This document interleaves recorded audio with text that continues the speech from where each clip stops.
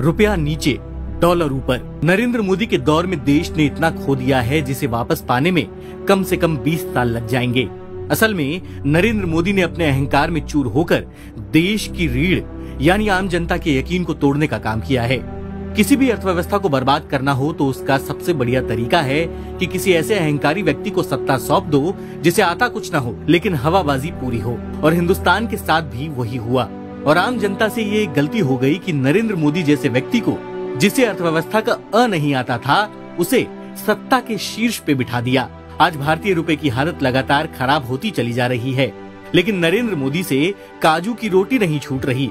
असल में ऐसा लगता है कि वो कहावत नरेंद्र मोदी पर सटीक बैठती है कि रोम जल रहा था और नीरो बंसी बजा रहा था।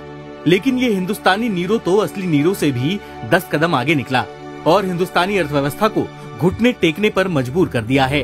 भारतीय रुपया अमेरिकी डॉलर के मुकाबले 9 पैसे लुढ़ककर अब तक के सबसे निचले स्तर 83.33 पर बंद हुआ। इससे पहले 16 अक्टूबर को रुपया साल के सबसे निचले स्तर यानी 83.28 पर पहुंच गया था और अब उससे भी नीचे आ गया है। डॉलर मजबूत होने से भारत में महंगाई बढ़ती है क्योंकि एक्सपोर्ट इंपोर्ट सभी चीजों पर इसका असर पड़ता है।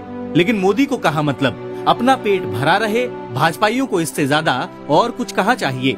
सिर्फ डॉलर की मजबूती ही भारत के लिए चिंता का विषय नहीं है, बल्कि विदेशी मुद्रा भंडार के मोर्चे पर भी भारत को टेंशन है।